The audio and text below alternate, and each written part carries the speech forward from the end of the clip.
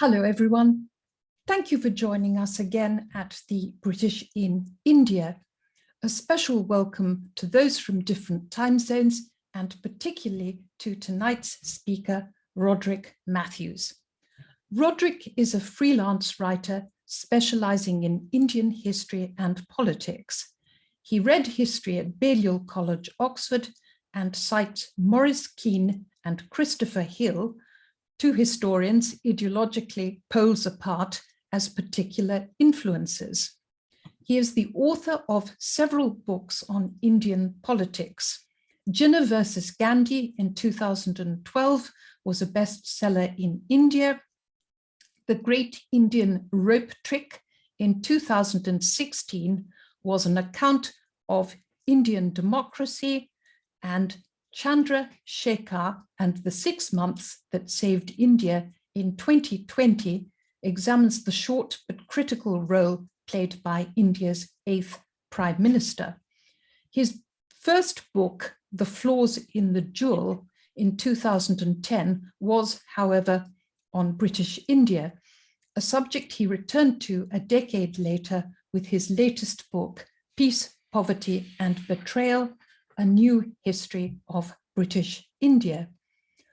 Like many Britons, Roderick has ancestral links with British India, particularly, as one might surmise from his books, the independence movement.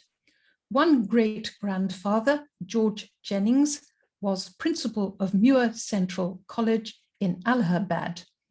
Jennings tutored the young Nehru through his Harrow entrance exams while his wife Maud was acting as governess to Nehru's sisters. Another great-grandfather, Liberal politician Charles Roberts, was Under-Secretary of State for India.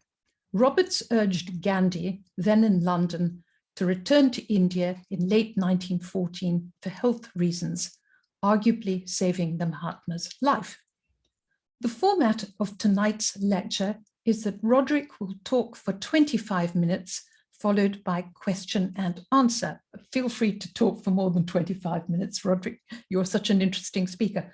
Please key any questions you have at any point into the chat box, and I shall read them out to Roderick after his talk. Roderick, the subtitle of your book is A New History of British India. We look forward to hearing why. Me now? Yes, rostrum's yours. Okay, thank you very much, Valerie. Thank you for asking me to speak. It's very kind of you to notice the book. Yes, I just intended to talk for about 25 minutes, half an hour, and give you an outline of what's in the book and explain the title, explain why I think it's a new history. I won't explain all the narrative because most of the people here this evening probably are aware of the narrative of British India. The book covers everything from 1608 to 1950, or well, not everything. I mean, it covers that period. That was the point, to tell the whole story. There are quite a lot of books that start in 1885 or finish in 1857 or concentrate on, 1805 or something. 70 Plassey or something, talking about a particular 100-day campaign, something like that. I wanted to do the whole thing because it all connects. And there hadn't been a book written like that for quite a while. I think the most recent one that was like that was a book called Raj by Lawrence James, which I read and enjoyed, but it's very military.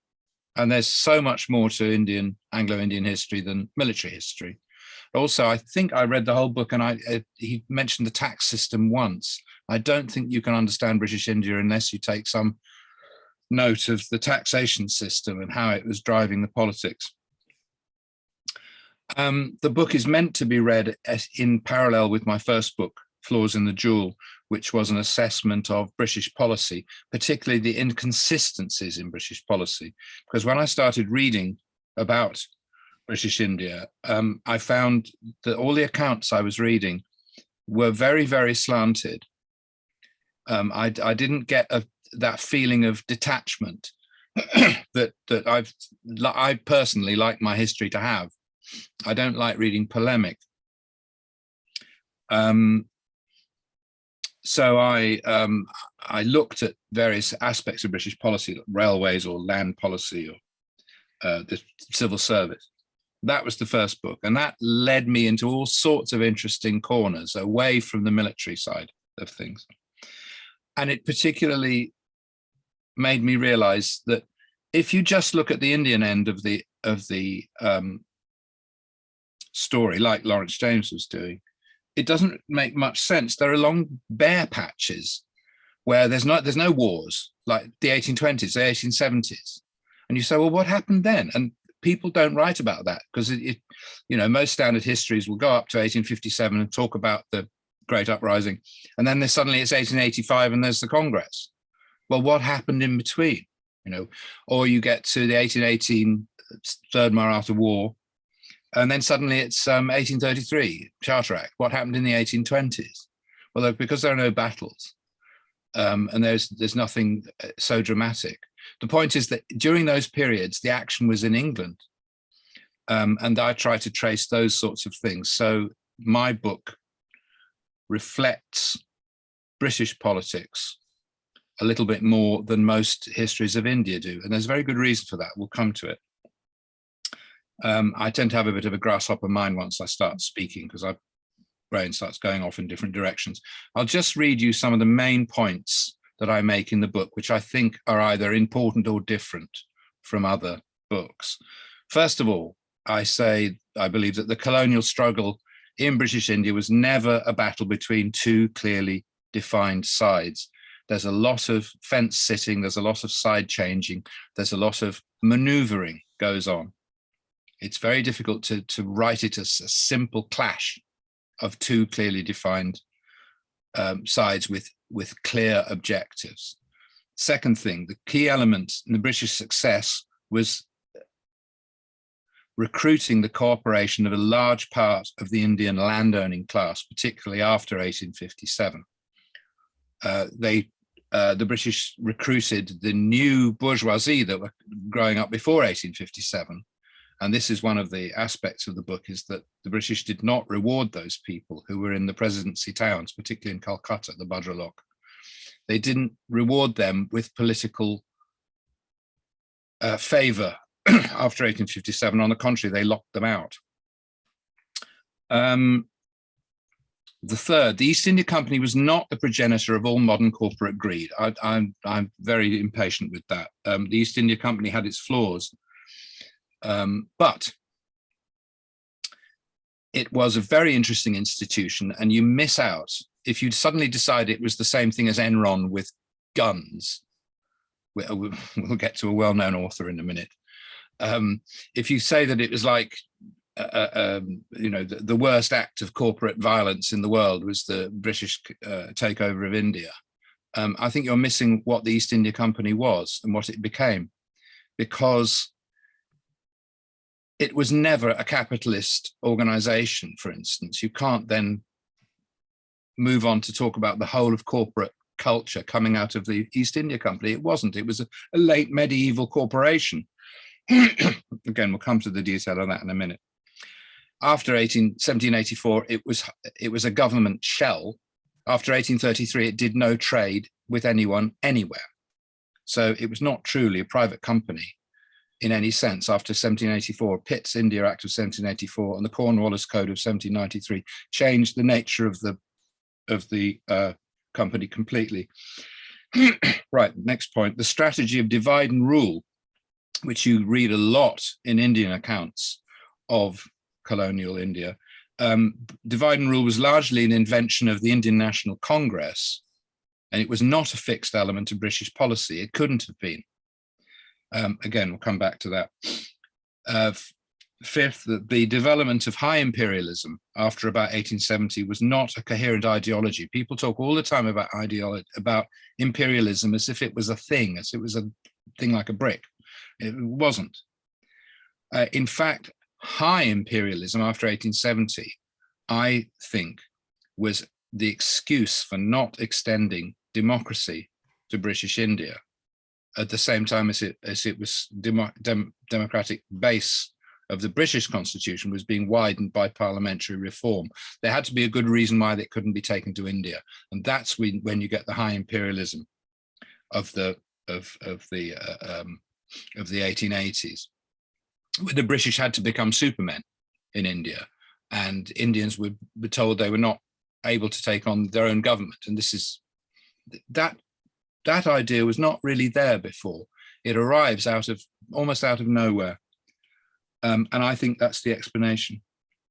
And finally, I would say that the failure of the 1857 revolt was a good thing for which modern Indians should be grateful. Now, I'm going to get brickbats for that. Any other outcome would have been worse. What if the rebels had succeeded? I ask these questions in the latter part of the book, and I don't think there would have been a good outcome.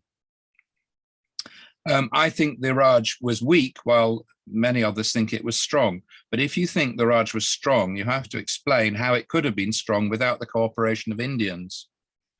You couldn't possibly have held down a country of that size with the 1,300 British officials. Even if you say, all right, they had an army. Well, where did they get the money from? The British did this thing that I call oblige and rule. Instead of divide and rule, a strategy was called, I would call it oblige and rule, where the British carefully went with the grain of Indian society. Now, they didn't. Before 1857, they were going across the grain. They were trying to create new institutions, because the British did a clever thing. They took economic power for themselves and political power for themselves and military power for themselves, and they left social power in the hands of Indians. But they were going against social norms in India before 1857. They got a bloody nose, and after 1857, they went with the norms and created an alliance with the landowning class. This is very interesting because I'll come to the word Whiggism in a minute, but this is a strange export of the way that Britain was run. This is my point about the high imperialism. Before 1857, before about 1870 maybe, the two countries were run in a fairly similar style by an elite who were horizontally accountable to each other. In Britain, after the Civil War, the Whig supremacy, the Whig oligarchy of the 18th century, the parliamentarians who won created a club, a gentleman's club of their own. The Whigs, the Whig system, Walpole's system, people like that, right? It goes right the way through to 1780s when it starts to break down. But that system was landowners, large, wealthy people, city bankers, landowners, elite, rich people running the country, policing each other for excessive ambition. It was horizontal accountability and a shared government responsibility. It was a shared enterprise. It's different from having a monarchy. The monarchy lost the Civil War.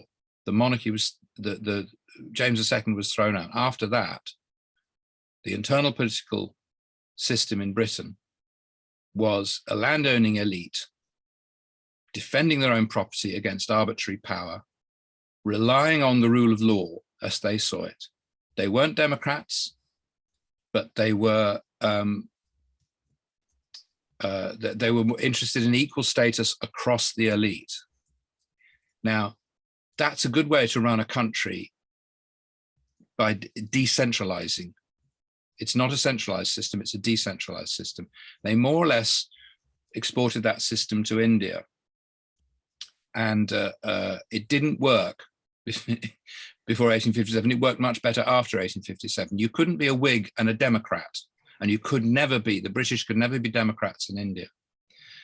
The point was always to represent interests, not numbers. And that's the kind of political reforms that the British are introducing in the early 20th century. The Morley-Minto reforms was exactly based on the principle of interests, not numbers. That's why Whiggism is the progenitor of what became known as imperialism. I think there's a very strong link there. So this idea that imperialism came out of the sky is not quite true. It kind of grew up from the roots. Right, now, the title of the book, I was going to originally publish it in India, the title of the book was going to be Rajwalas, which I thought explained the cooperation between the British and Indians. Firstly, the Indian bourgeoisie, the Bajralok, and secondly, the landowners. The system that was built by all of these people. But it ended up being called Peace, Poverty and Betrayal, because I credit the British narrowly for two things. Again, this is unpopular to some people. The British did something that Indians would have found very difficult to do, which was pacification. I know it was done through violence, but in the end, India attained internal civil peace. By 1858, there were no more wars in India.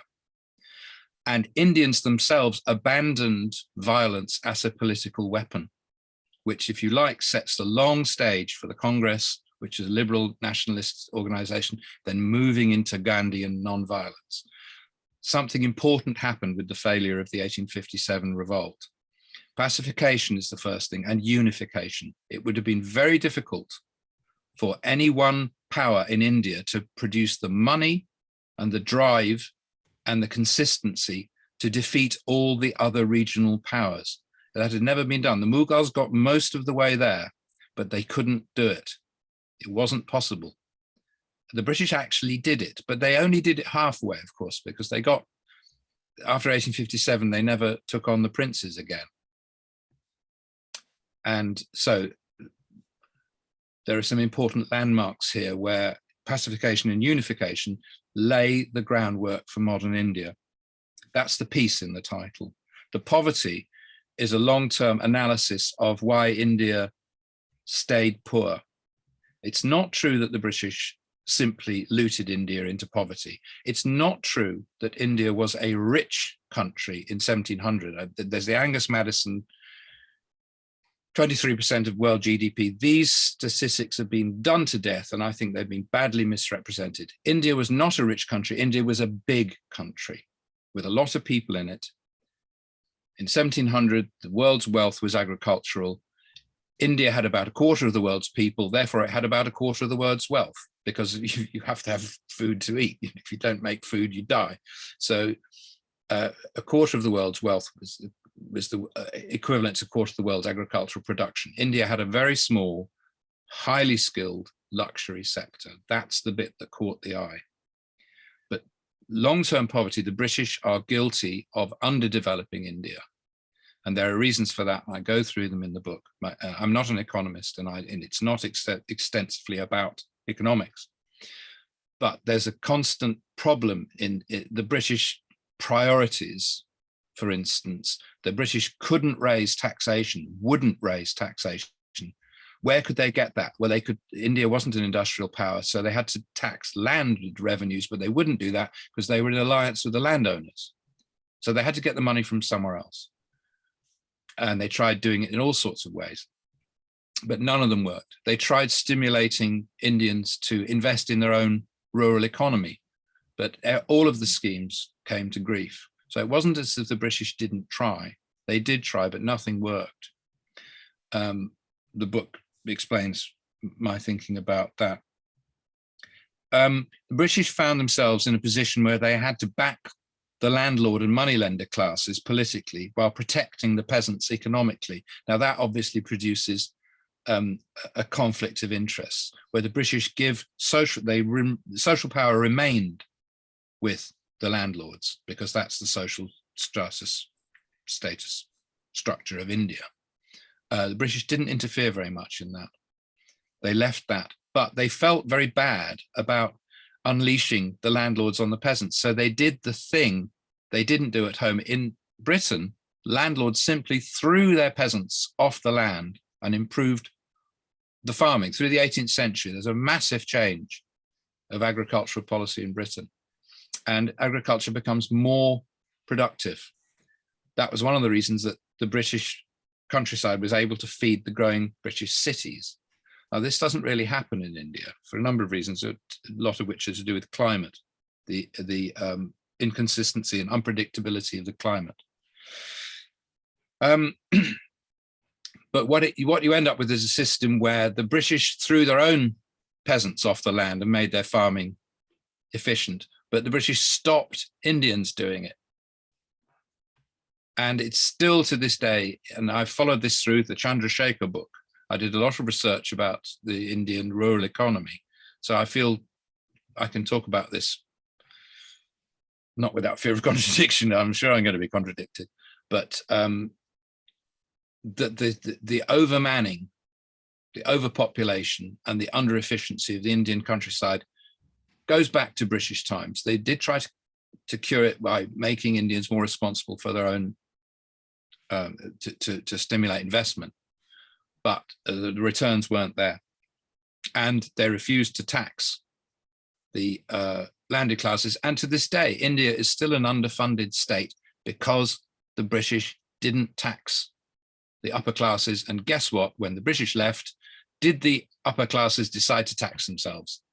Well, no, they didn't, and they still don't. There's a tiny, tiny percentage of the tax revenue comes from landowning in India.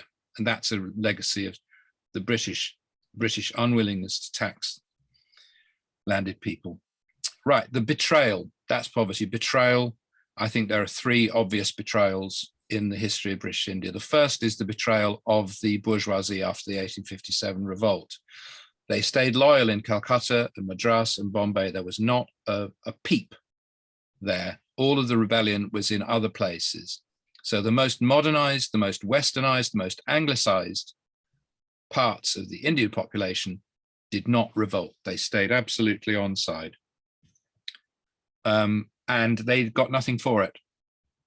The British were scared of not a modernization. I think there's some misunderstanding here, but they moved the business aspects and financial stimulation, lots of infrastructure, canals, dams, railways, all sorts of investment. The British weren't scared to invest, but they were scared to intrude in social contexts. And they left the bourgeoisie. They would not include them in institutions. The Congress had to basically create its own parallel world. And secondly, the princes who were given support after 1857, they were given a promise they'd be left alone. I think Churchill was very clear about this. He thought that the princes had been betrayed because in 1947 they said, but you said you would stand by us. And the British and Mountbatten said, no, we won't actually. We're handing you over to the Congress. That was the second one. The third one is a general thing that the British actually didn't live up to their own liberal rhetoric about what they were doing in India. And you can make a liberal critique. You don't have to be a Marxist. You don't have to be a nationalist. You can make a very liberal critique of British India under their own terms, the way they didn't actually live up to what they said. Right. It's a sort of old-fashioned book. It's kind of story start to finish, what happened and why. I was also trying to counterbalance a number of the books that I don't like that I'd read about India. A lot of Indian history has been written more recently by literary critics and cultural theorists and sociologists. And historians have rather left it alone. So people have gone down some strange jargonistic avenues, which actually kind of the central political thread of British India has got bogged down in all these kind of strange accusations that the British invented caste, or that the British did all these strange things. You know, divide and rule has become an obsession. Divide and rule is just politics. The British, if you look at what's going on now, what Putin is doing in the world, or what Boris Johnson is doing in Britain, is dividing and ruling. It's finding an area where you're strong and your opponents are likely to argue amongst themselves, and you push those things. The British certainly engaged in undermining their opponents, and they did it on a regional basis. They managed by luck and good judgment to fight provincial powers in India one by one. They left the Punjab till last because it was going to be the toughest nut. They left the Marathas till second last. They were lucky to isolate Tipu. Tipu isolated himself to some degree. He wouldn't ally with other Indian powers to drive the British out. The British could have been driven into the sea in the 1780s or 1790s. It wasn't done. It could have been done. Another thing I think I I have to touch on this. Will probably get me in terrible trouble, but I think that the East India Company has to be fairly represented. It's really not right to connect the EIC with modern corporate culture directly, and let alone blame the EIC for the excesses of people like Enron. The EIC was a late medieval corporation. It was heavily regulated. It was not, I'm sorry, I have to mention this man.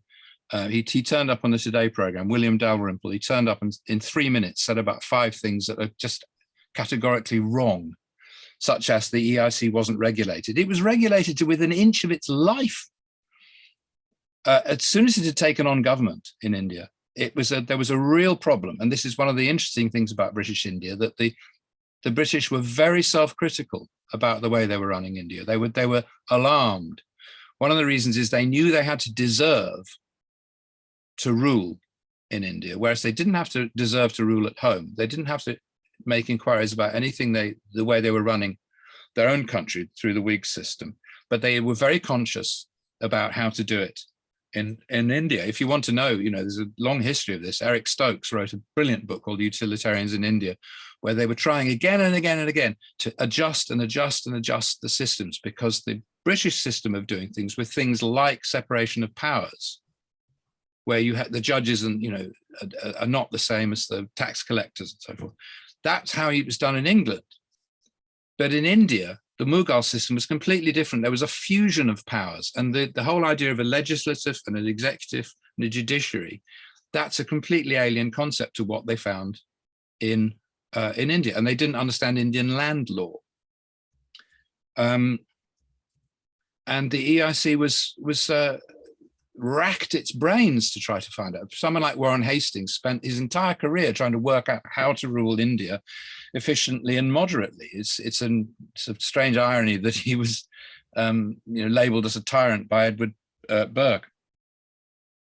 Right, partition is another thing I mentioned. A partition to me is about the advent of democracy. It was not a plan by the British. You can read it again and again and again in Indian accounts that the British decided they were going to partition India pretty much out of spite. That's not true. The British never wanted partition. It was their least favored option. There's some very good writing about that. Ayesha Jalal in The Sole Spokesman, her book about Jinnah, goes to extensive into the archives there and reads the military documents. The military was terrified of partitioning India, because to partition India into Hindu and Muslims meant basically splitting the army into Hindus and Muslims, and who was going to stop them fighting? They were convinced that the army was going to fight each other. No one could stop them. There was also the problem, if you then create 2 countries, how are you going to stop them fighting if they're no longer ruled by the British? They thought that partition was a way of letting the Russians in. They didn't want to do it, and they only granted partition when both sides started asking for it. Jinnah had been asking for it since 1940, and it was only in March and April 1947 that the Congress, privately and in public, began to accept it, and then the British granted it. By then, there were 3 weak parties. The British were weak; they had no power to enforce anything by 1947. The Congress was making claims about representing all of India, but they didn't, obviously, because the Muslim League disputed that claim. But the Muslim League claimed to represent all Muslims, but the Congress disputed that and said, we have Muslims in the Congress, so how can you possibly represent all Muslims? And there were 3 sides who couldn't actually back up their own claims to what they were trying to do. There's a lot of conspiracy theory about partition. I don't go into it in this book, but I have gone over it. I've written articles. I thought the film by Gurinder Chadha, The Viceroy's House, has a nonsensical subplot about a plan by Wavell cooked up with Churchill, I think, to partition India. No, they didn't. It's just that they were using an old census to try to find out where the partition lines would run before, Wavell quite sensibly said, well, if we're going to, because it was in the air by then, 1946, if we're going to partition India, what's it going to look like? And he used the same maps that Cyril Radcliffe used. So it's not surprising they came up with the same partition line. So it doesn't mean there was a plot to do it in 1946. Yeah, oblige and rule, we've done that.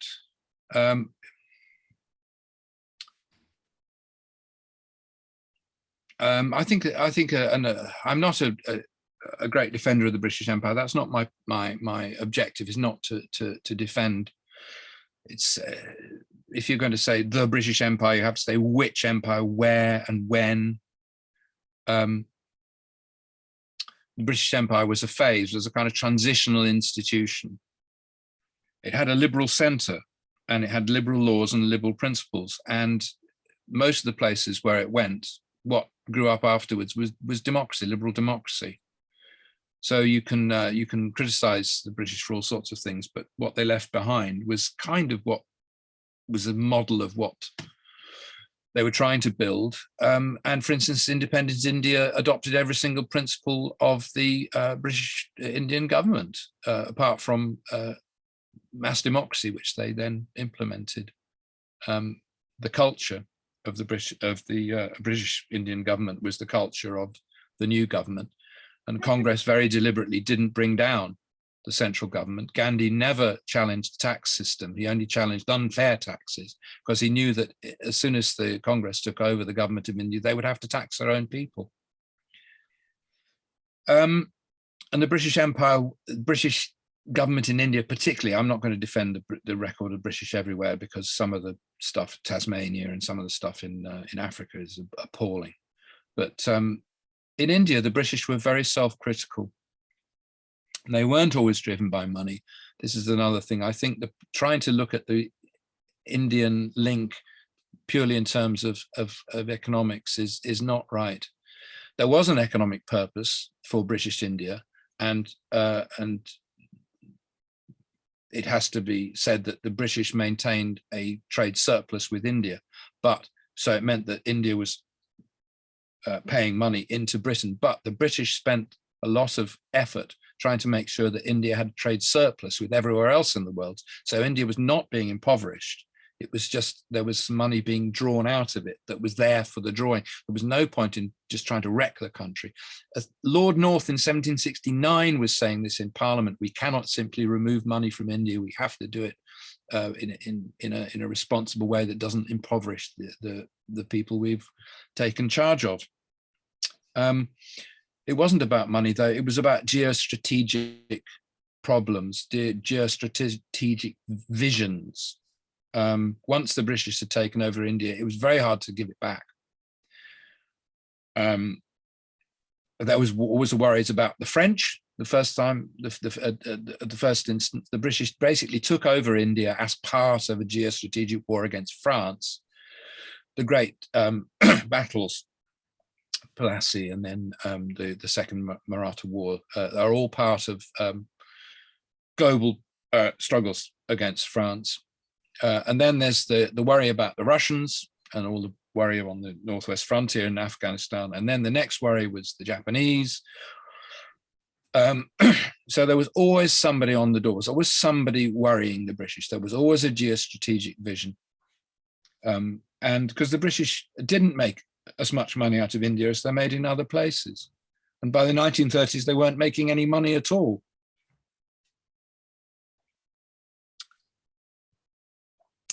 Right. Oh dear. Yeah, so I think overall you can see that there's the British bring Whiggism, their own way of trying to run the country. How do you run a country? You run a country by making alliance with the big people. That's the way it was done in Britain, so that's the way they were doing it in India, and it worked. They did this thing. Sunil Khilnani wrote a very good little phrase in his book, The Idea of India, that India was an easy country to conquer, but very hard to change. The British took that on board. They did try to change it, and they did, in some respects, bring some changes, but they just basically moved a few of the top level people and left the lower end of Indian society relatively untouched. The Indians developed nationalism and democracy, but these were problematic words, problematic concepts.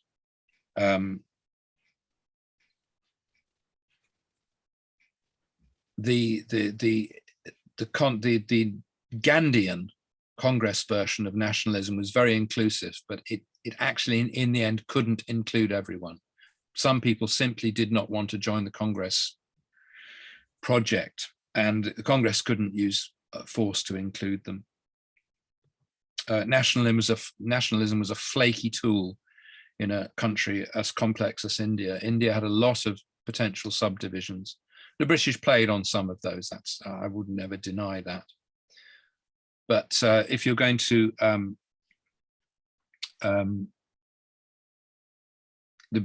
talk about divide and rule as a fixed policy, gives the British this some magic ability to know exactly how far to divide Indians in order to make them easier to rule, and not divide them so much that they made them impossible to rule. So the British, you know, if you look at it that way, that there's a sort of scale of division, a scale of rule, that the British somehow found this magic pivot point where it was just right. I don't think they ever did that. I think it was more luck than judgment, and it was written up afterwards as a way of justifying, to some degree, Congress's failure to unite the country, because in the end, British India as a political project was a failure. It's no longer British India, but it's a success in that it's the largest democracy in the world.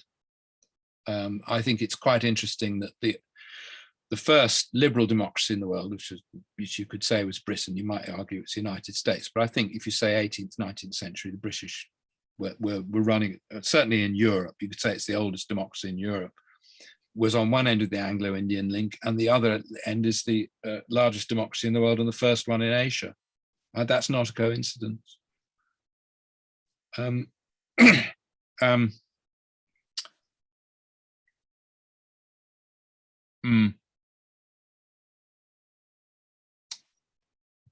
Yes, sorry, the British ended up with, as it were, a failed project. Churchill wanted to leave behind some kind of federated India. Attlee was in favour of some kind of, the whole cabinet mission, the British tried very hard to create an entity to leave behind. I've done more than half an hour, haven't I? And the Congress failed as well, because to some degree they weren't able to deliver a united independent India, and to some degree the Muslim League failed. Although if you go to somewhere like Bangladesh, you know, they're actually quite happy with partition. They wouldn't have their country if it hadn't been there. So you have to be a little bit careful about saying, you know, you have to take an Indian point of view to see partition as a failure or as some kind of fatal blow to ambition. Perhaps I should leave it there. I can go on for a while yet, but I think I'll stop, let someone else have a go. All right, I'm just trying to get myself back on screen, so let me just see if I can sort that out. Let me see. Sorry, I had some jokes lined up. I forgot them all. Right. Sarah, my co-host, would you mind putting Roderick's book back on screen? Just because I'm going to talk to your cover. Roderick, thank you very much. Your talking is not over because there are a fair few questions here, and I have one, which is, I enjoyed your book very much, probably for all the wrong reasons. I found your first section on the impact of parliamentary conflict between the Whigs and the Tories in England on British policy in India interesting. I mean, it was illuminating, and it, when I thought about it, it did illuminate all sorts of things that I really hadn't thought about in terms of British policy in India and Sati and so forth. But the part I enjoyed most was the main section of the book, which is the really long section. And for me, this was the most enjoyable. And it struck me as a sort of updated The Men Who Ruled India. And that's why I really liked it. Yes. It's tremendously enjoyable reading about the deeds of Clive, Hastings, Wellesley, Napier, Mountstuart, Elphinstone, Nicholson et al. And your account of them is very much in the grand tradition of young men going out to India, really making their mark, and the exciting things they did there, because they did. People, lived large on the historical stage, a number of them. And I found your portraits of these people and many more both informative and perceptive. However, I wonder if those who would most enjoy reading your book in the UK would be put off by your title, Peace, Poverty, Betrayal, and the grim cover image of a British overseer and an Indian peasant. Really, it's quite confronting, this title and this image, because it reduces the project in British India to one of total exploitation and betrayal. I would have thought that a photo of the Delhi Durbar would better express your argument that British power in India rested on the support of India's landholding elite, i.e. the princes. Your title and cover image suggests your book is a hatchet job on the Raj, which it actually isn't. It's very appreciative as well as critical. Is this title, this choice of title, this choice of image, because the main readership for books on India in this period these days is a hostile one in both Britain and India? Are people who read the books of, say, Charles Allen and David Gilmour now a minority? Well, that's quite a long question. If you can remember. Yeah, they are. I think writing history in the way that, for instance, John Kay or David Gilmour or Charles Allen, the late, sadly departed Charles Allen, who I met a couple of times, I thought I really liked him. These very decent people who write well and are very thorough in what they write, and they're not particularly hostile. And because writing hostile history, what do people write about Imperial Rome like that? No, they don't. Yeah, I know. It's the title. As I say, originally I called it Rajwalas, which was a rather more neutral word. I went back and forth a lot with my publisher over that title. He wanted something like that. He also wanted that picture. He wanted something that looked different. So are we talking about your Indian publisher or about? No, I'm talking about my very kind British publisher. Was he going for an Inglorious Empires market? Because I know that your publisher published Inglorious Empire. Inglorious Empire. Yes, I haven't did I mention Shashi? No, I didn't. I majored on William Dalrymple instead. Shashi Tharoor's book is so polemic, and it's so kind of ridiculous. He makes one very good point, which is the British did whatever they did in India mostly with themselves first in mind, which is a fair comment. It's the rest of it. It's dragging it out for a whole book, and then saying things like, "Oh, the Indians could easily have invented constitutional monarchy and democracy for themselves because the Marathas would have beaten everybody and then introduced democracy." It's just patently absurd. Yeah, I think you can't publish a book about the British Raj without anything that's a certain sort of modesty about what you're doing. I happened to find the subject really interesting, and I wanted to throw new light on it and say it wasn't this idea the British arrived spent all their time killing and looting, and the whole thing was done in a sort of orgy of racist, sadistic violence, because that simply isn't what happened. And I think from a historical point of view, from a historian's point of view, you have an obligation to try to get a grip on what actually happened and why. And that's why I have that long early section. I've been criticized for that by the odd person, but it's a format I like. I've done in several of my books where I have to sort of lay out the arguments and the background before, and then you can write the narrative all the way through. If you keep having to break off in the narrative saying, oh, incidentally, there's these people called Whigs, and that's why ... and that's why Burke and Francis were on one side, and Warren Hastings and Lawrence Sullivan were on the other. And incidentally, Lawrence Sullivan and Clive were enemies. It gets very clogged. I don't like that. I try and lay it all out beforehand, the themes I'm going to address. And of course, you can't address everything. Indian history is a huge topic. I don't really put enough in that book about opium or slavery, for instance, because slavery has become a much more interesting topic. And I mention it a little bit because the British abolished it sort of indirectly in the 1840s. But there's actually a much more interesting story about slavery in the East Indies, because the British East India Company were involved in it until they became the government. And then they were fiercely opposed to it, because actually all India's rulers were against slavery, because they realized that having slave raiders or losing their population was losing a valuable natural resource. And all Indian rulers had this policy. And Indian slavery wasn't chattel slavery, it was agrestic slavery. It was a little bit milder than the transatlantic version. And it was stamped out. The British had no interest in preserving it. And then there was a whole contrast in the whole abolitionist movement between free sugar from India and slave sugar from the West Indies.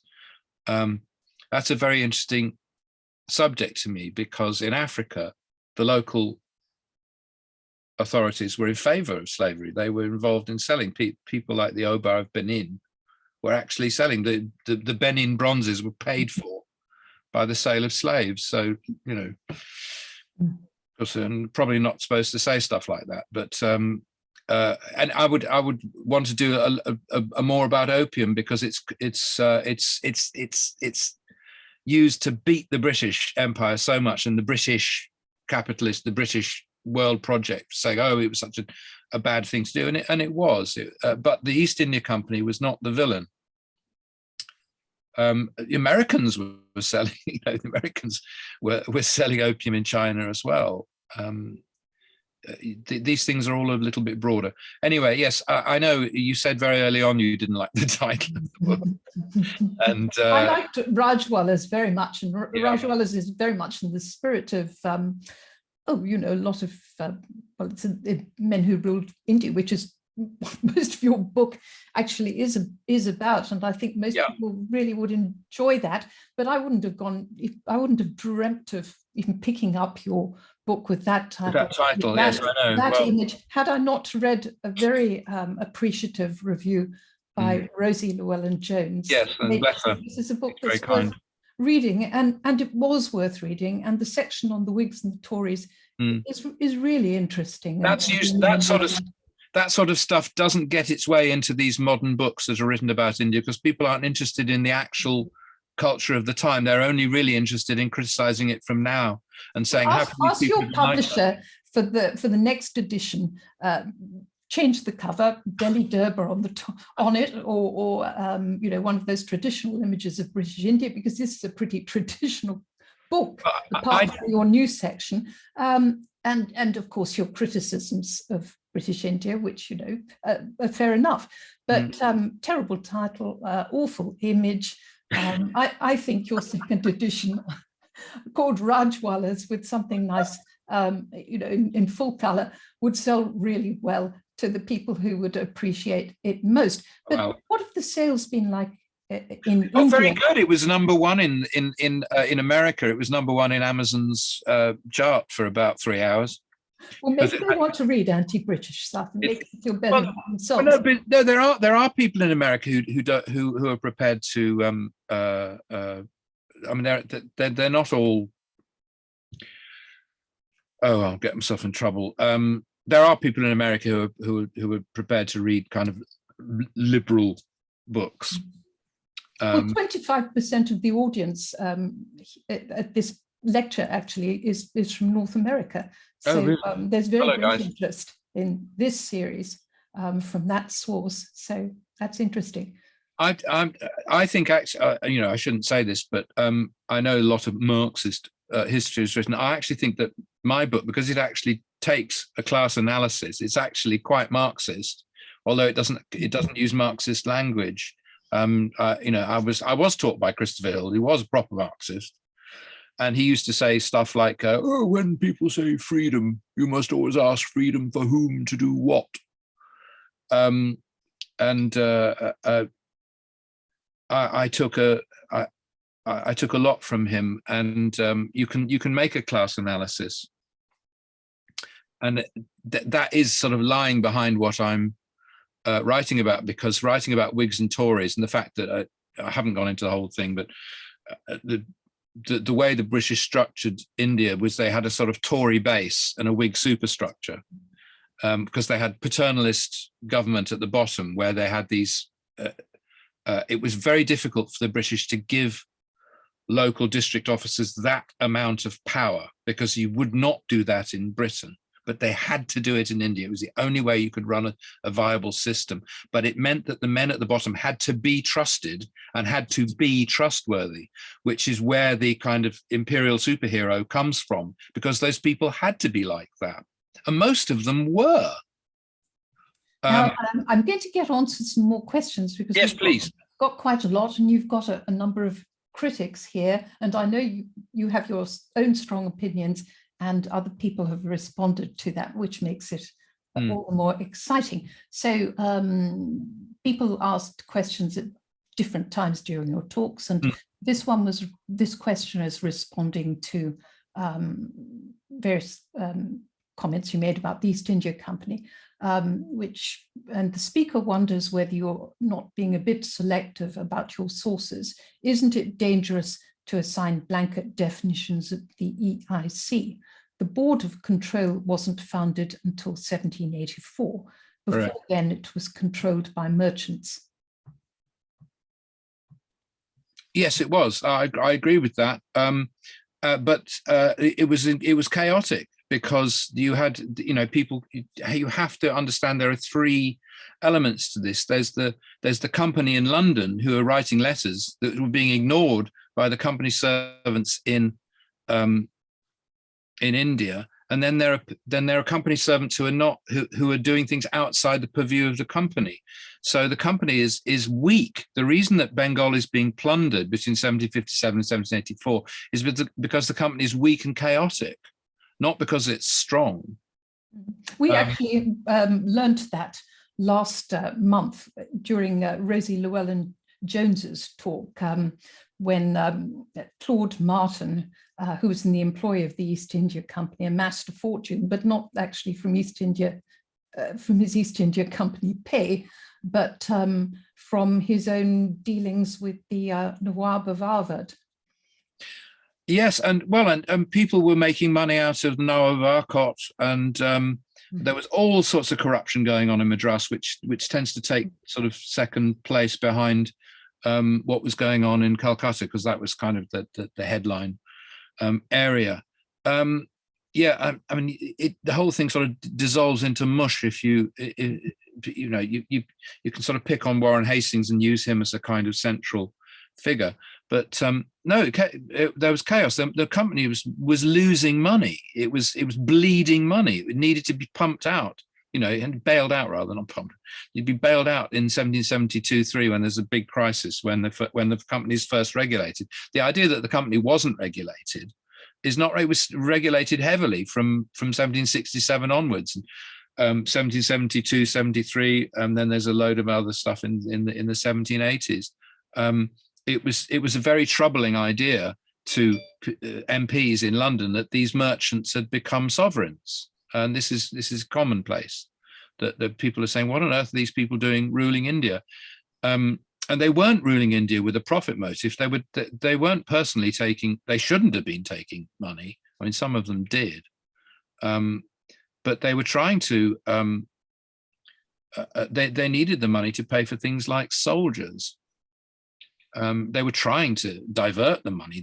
Clive's original idea was to take the land revenue and purchase goods with it and send it to London and sell it there, and that way you could kind of fill the company's coffers in London without taking money out of India. And this was called the tribute, and the politicians were very keen on that. Now, here's another question, and this is a question that I'd really endorse myself, because you talked about the British project being peace, and this is my take, and I'm going to get on to the questioner in a moment. Whereas, just because my family was settled in India so long, and I think I had a relative who died in every massacre, every siege, on every battlefield, from start to finish, there was warfare in India. I mean, there were battles going on every frontier. And the questioner says, is the speaker sure that there were no violent uprisings in India after 1857? Well, that's not my question, but I query your construction of peace being something that the British achieved in India. Well, the Deccan riots in 1875, the Falka rebellion in Pune in 1879, the Bills, the Gonds. Yes, there's trouble on the northwest frontier, but there's no wars like the Maratha wars or the Sikh wars. There's nothing on that scale. There's a war in Burma, the Third Burma War. So, all right, I'm slightly eliding that, but essentially, India was a peaceful country. There was internal disarmament, basically, and no, I do stand by that. Yes, there were local risings. Birsa Munda. There's lots of peasant uprisings, but this is not kind of war. War is endemic in India, and if you've ever spent time in India to this day, it's kind of anarchic at street level. And if you read, I haven't seen so much of this. I've read some very good books about people about talking the lawlessness of India at local level, because it's such a large country and people get away with all sorts of stuff. And you've still got the communist rebellions and Naxalites and so forth. So no, India's not at peace. I would that's an exaggeration to say that everybody was tending their lawn, but those kind of major military undertakings were not there. No, I know there was some low level, and there was a lot of in series of uprisings in Bengal and the Indigo War, and yes, I mean I can trot them all out, and I do mention them in the book, but it's as a general thing. There was no princely wars, no states. There were no state-led princely wars. There were only wars against external, like on northwest to Afghanistan and northeast to Burma, the excursion into Tibet. Yes, I'm not saying it's entirely peaceful. I was being a bit glib there, but I'm sorry. This is the problem with taking large chunks of history. You get all these problems of omission and compression. Okay, now here's a question on another subject. In taxing the land system, the British looked for lessons from another country that they controlled, Ireland. Do you see parallels between the two? Was the Zamindari settlement of 1796 a big mistake or worse? Well, that wasn't inspired by Ireland. 1793, do you mean the permanent settlement? That's absolutely, Ireland was completely in the minds of after 1860. The new settlement after 1860 with the landlords was modelled on Ireland. Sir Charles Wood specifically cites Ireland in a lot of his correspondence. They were absolutely concerned. They thought that India was a kind of chaotic island, for a while, and then they stopped trying to make parallels and just kind of shrugged their shoulders and said, "Oh well, it's India," and kind of stopped. By about 1890, that there was a kind of institutional paralysis, I think, in that kind of idea. There was a lot of land tenancy reform in the late 1850s, 1860s. The John Lawrence viceroyship, there's a massive argument about tenancy.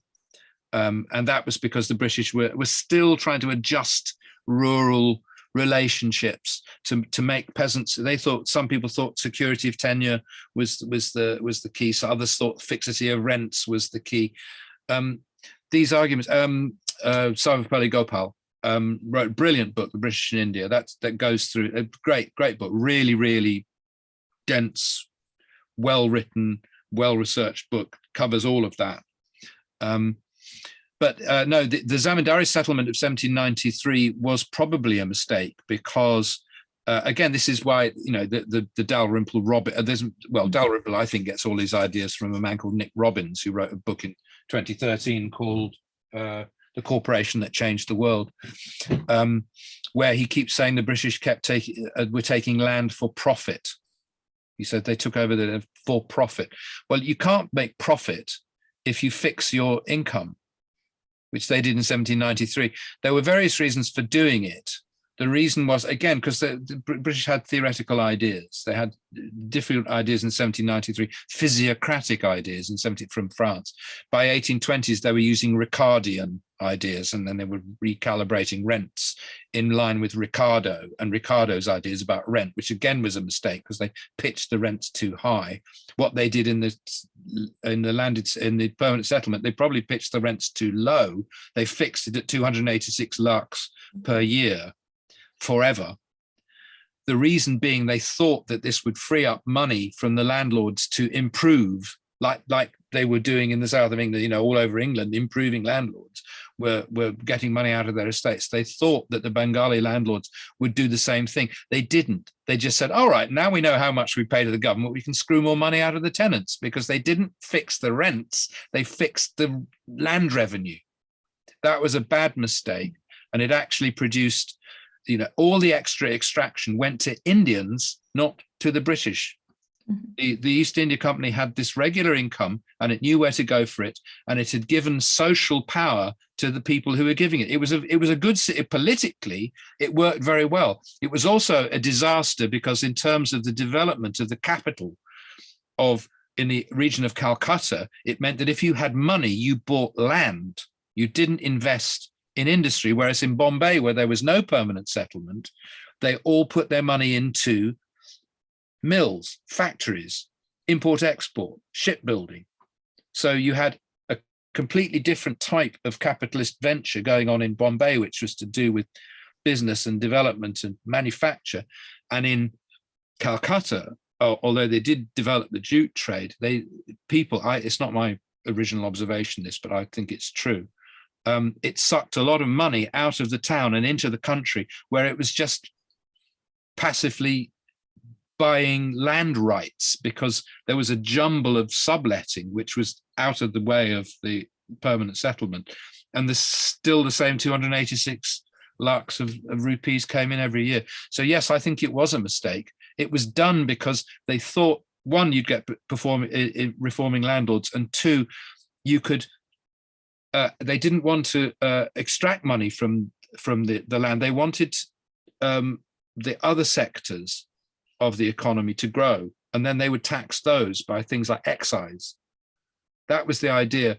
So it was just, I went through all of this in Flaws in the Jewel. This is one of the things that the British kept getting wrong. They would theorize these things, and then it wouldn't work out like that. This happened, half a dozen times, particularly in the landed sector.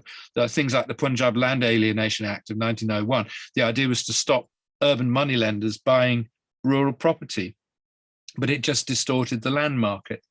They were very theoretical about this, and they weren't necessarily malign. The point about Shashi Tharoor's book is that every single page, he puts every single thing the British did down to malice.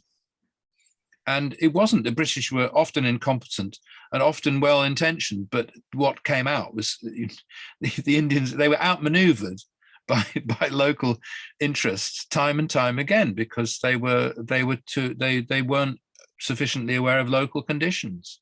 The next Sorry. question Next is question. rather the next question is actually is rather relevant to what you've been talking about. It's on the poverty argument. Surely the British themselves didn't really have an economic development policy at home or in any of the empire beyond the belief in free trade as a general cure-all till very late on, 1930s at best, albeit with periodic bouts of regulation. So are you damning them for a sin of omission in India?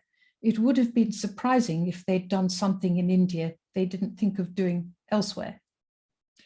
Yeah, very good point. I would generally agree with that. Yes. I mean, if you have a liberal economic system, if you have laissez-faire, free trade, small state, all of those sorts of things, yes, they expected, they wanted entrepreneurship.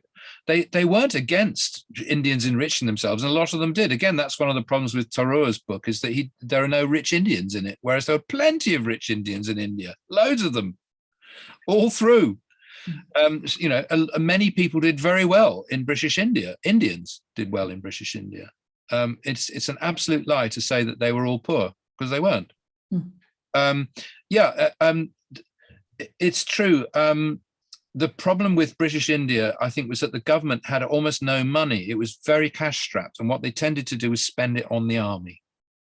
So I would agree with that. Yes, I think that, and I condemn the British for understimulating, underdeveloping the Indian economy, and it was partly cowardice, political savvy, not to tax the wealthy in India. They tried all this kind of income tax after 1860. James Wilson, the great reforming, well, he was the treasurer, if you like. He was the finance member. He didn't last long. He died, but he introduced all this revolutionary stuff to try to stimulate the economy. And then Charles Trevelyan had taken over and was trying to put it all back to laissez-faire. So yeah, they did. They bottled out of it. Bartle Frere got into trouble for doing all this stuff, developing Bombay and infrastructure spending, and there was a boom in cotton in the 1860s in the west of India, and then there was a massive bank crash. Now, here's another question. You mentioned the British didn't make that much money out of India. Does that mean India was more important for Britain as a market for British goods, e.g. cloth from Manchester? It was at certain times, yes. I mean, you can read, I mean, the thing is the economic data is not exact. I take the view that Britain held on to India not primarily for economic reasons, but mostly for geostrategic reasons. Yes, India was profitable. If it hadn't been profitable, it would have been a drain. But actually, India paid for itself. This was the genius, if you like, or the evil genius of it, that there was no domestic money invested in government money invested in India. There was no money voted in Parliament for Indian budgets at all. There were in the early 1800s when the East India Company was still in, but after 1857, well, after direct rule, there were no votes taken. It was they approved the budgets, but there was no money raised in England to be sent to India. All the money was raised in India through taxation and some borrowing, although borrowing was difficult because if you borrow in London and you've got to pay back in rupees, and you've got the problem with the currency. And I do actually address some of that. The financing of the Raj after 1870 was very difficult. And the British didn't, if you read anything about Raj finances, you know, in British India, the government wasn't rolling in money.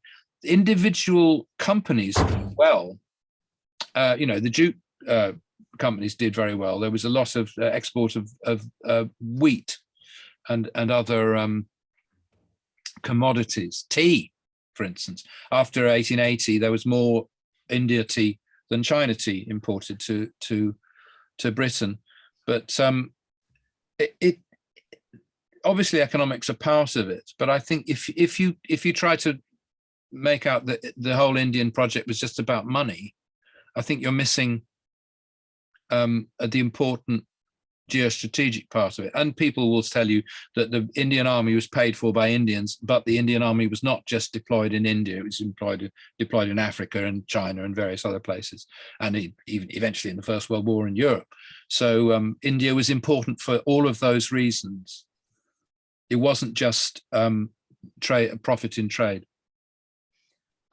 I'll come back to the geostrategic importance of India in a moment, because I think this is very interesting what you're saying there. I'd like to ask you, I personally would like to ask you more about that. But there's another question here, which is, you mentioned that the Congress line on Indian history was divide and rule, and you acknowledged that Britain left India divided. How did the social compact bifurcate in the last years of British rule? Or was it a case of India was divided before the British came, and without the British fell into division? As you say, Britain united India. Well, yeah, united sounds too strong a word when you say it like that, doesn't it? That's a very good question, whoever asked that, because that is the heart of the crux of the nub of the gist. That is, for instance, Gandhi in Hind Swaraj claimed pretty directly that India was fine until the British arrived and caused problems, and India would be fine again when the British left. And that was his line always, that whatever problems there were, Indians would sort them out for themselves. And he used to say things like, and he foresaw a problem coming up, and he said, India has to go through the fire, and it would be better that we do it and we learn and we take responsibility ourselves than you do it. Whereas Jinnah was always saying, no, I want Britain to oversee the division of India because I don't trust the Hindus. They'll let me down. They'll cheat me. Whereas the British will play fair. So that was an absolute. That was what was basically being discussed in Bombay in 1944 between Jinnah and Gandhi in that great 17 days meeting they had. Yeah, I was struck, but when you read partition narratives from Punjab, the local villagers very often say things like, "We don't understand how that happened. We used to get along fine. There was no problem here. Yeah, there were Muslims, Sikhs, Hindus. We were all together. We knew who we were. We used to, celebrate each other's festivals. In Bombay, they used to celebrate each other's festivals." And people would say, well, we don't understand, this hit us, it came out of a clear blue sky. So particularly in the Punjab, I think that it's not me. I'm not good enough on the absolute detail of this, but people say it was the Muslim League who were trying to undermine the unionist government. That started creating sort of street violence, and that spilled out from the cities into the countryside where it had not been. It's my point. My general point is that divide and rule is like an idea that's run away to the circus and started its own show, because you find people bringing divide and rule into all sorts of places in British India where it really, really wasn't. Well, at least I don't think it was. And you can. It's a game without sort of frontiers. You can sort of bring everything into it. And you say, oh, the division of Bengal in 1905, and then the reunification of Bengal, and you can claim all of this is, and it's not a clear line. The British were not taking a clear line. A lot of the disputes that were Hindu-Muslim disputes, the British were desperately trying to stop, because they were disruptive. They stopped tax collecting. They created civil strife. They created expense. The British didn't want strife, open strife between Hindus and Muslims. You have to, like I said, the British, you have to imagine the British knew exactly where this spot was, where they could just be mischievous enough to get them to argue, but not mischievous enough to kill each other and burn the house, burn the town down. And I don't think the British were nearly skillful enough to do that. Now, I'm just going to get in my question at the end. It's about the geostrategic importance of India. I can't really remember this in your book, but you've probably covered it somewhere. What are your views on the Great Game? Because in recent years, sort of youngish historians have pan the idea of the Great Game, of Russia really being a threat, and just seen this as something that the British sort of conjured up out of their own perpetual anxieties about holding India. But when you look at what was happening in Central Asia throughout the 19th century, it was a story of steady Russian expansion and repression. So, I mean, the French hadn't been part of the picture for a very long time, although obviously, they bothered Wellesley, and that's interesting too. But what's your attitude to the Great Game and India's strategic importance? Well, I think it was actually a fantasy that the Russians could ever get into India and cause mischief, or steal it, as it were, steal India away from the British. I think that was a fantasy. But it goes back a long way. Sir John Malcolm was I do condemn Malcolm for this. He's an interesting character, but he's a kind of bit of a bumptious person. He was the first one going around saying the Russians are coming, and he was big mates with the Duke of Wellington, who then took it up.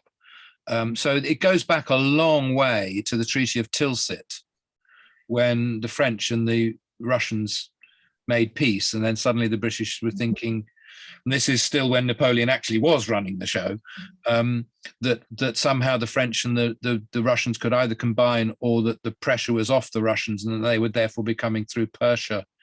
So it goes back a very long way, and it's to do with the instability of Afghanistan, because Afghanistan was a difficult area. I mean, it still is. It's one of these places that isn't really. It's kind of the bit that's left that nobody wants. 90% of the land is not. I was going to say navigable. What's the word? Farmable, arable. There's a real shortage of arable land in Afghanistan. So it's a really strange place. It's very difficult to get through, and it's a kind of fortress. And the British never got a proper attitude to it. Cleverer people, so John Lawrence, for instance, who was thought that the Russians should be fought in St. Petersburg with diplomacy. In other words, you put pressure on the Russians in Europe not to come into India through Afghanistan. But other people, Lytton, for instance, Viceroy Lytton, were absolutely determined to sort of go into Afghanistan and make sure the Russians weren't able to get a foothold. Yes, it was a. I do somewhere say the kind of fevered imagination of generals, who always wanted more money for the army, and there were often people in London who were prepared to kind of sanction that kind of policy, the heavy militarization of British India, which was really not necessary. Like I say, mostly India was relatively peaceful internally. You didn't need the size of army they had, and it was a paranoia that concerned. I mean, the Crimean War was anti-Russian paranoia. Russia did loom large as a foreign policy problem until 1907, when the treaty was 1907, when suddenly France, Britain and Russia were on the same side against Germany and Austria.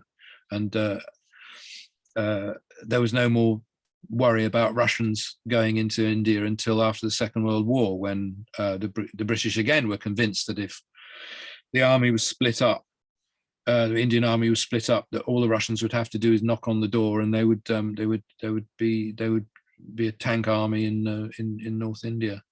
No one in those days would have thought that the Japanese had any hope of, was any sort of threat to India, but in fact, it almost took India.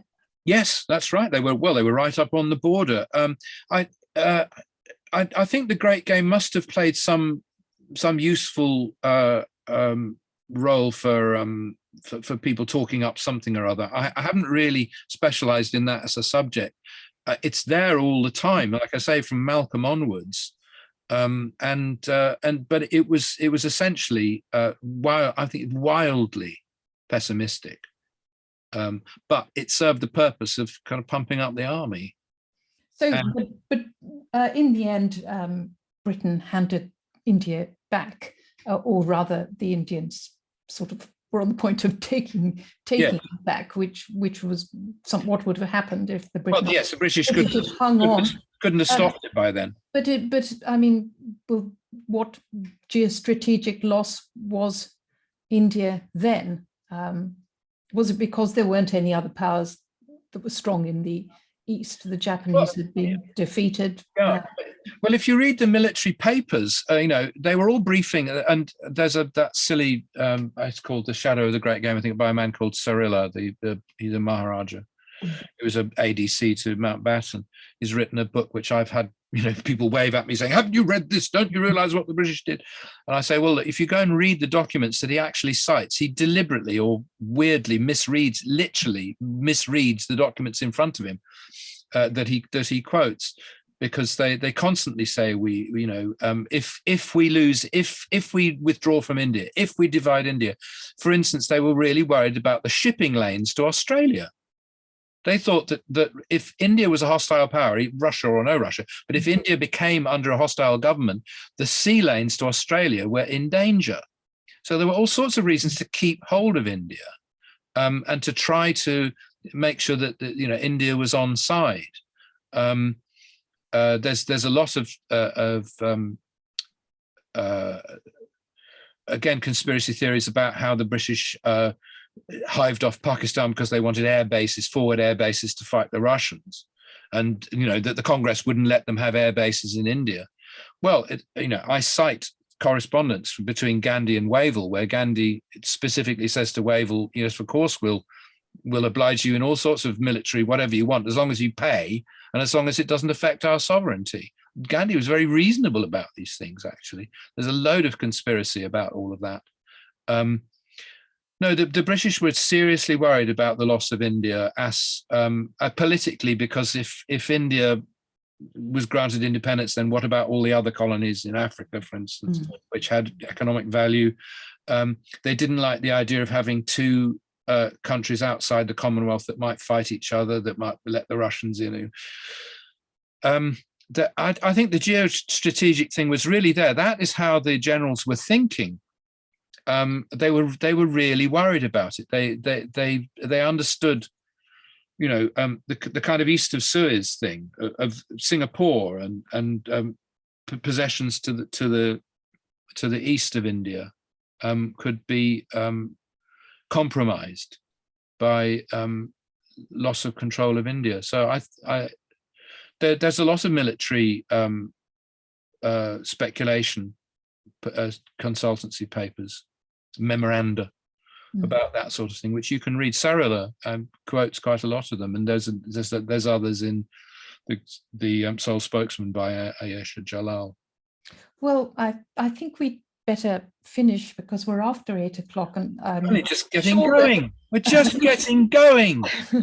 Well, I'm sure we could all sit here all night listening to you, and we've been terribly lucky to have a speaker tonight who's able to range over the entire history of British India and indeed the post-colonial period, modern Indian politics. This is a really fantastic book, and actually someone's just saying excellent. So here's a bit of fan mail, and I'm sure that it's going to be joined with some more applause too. But this really is an excellent book with a horrible title, a horrible cover image, but very well worth reading. It's most of it's in the grand tradition of writing about British India and the men who ruled India. Yes, I have read that book, and it is a terrific book. And you take it into the modern period of those men the Indian men who ruled India too. And of course, there's plenty of coverage of Indian rulers.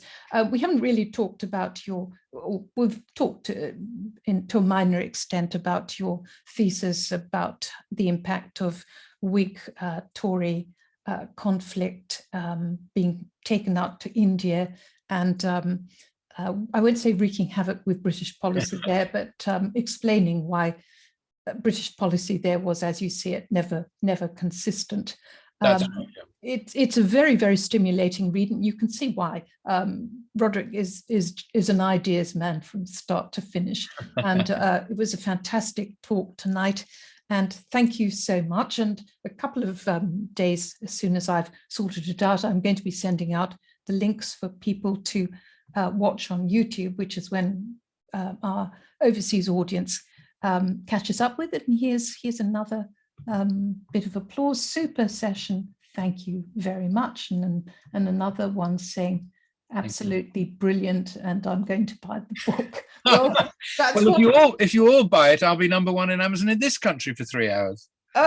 Well, it'd be better than some of the books on British India that sort of land in the Times bestseller list, and I will name no names, except that these people will not be speaking in this forum.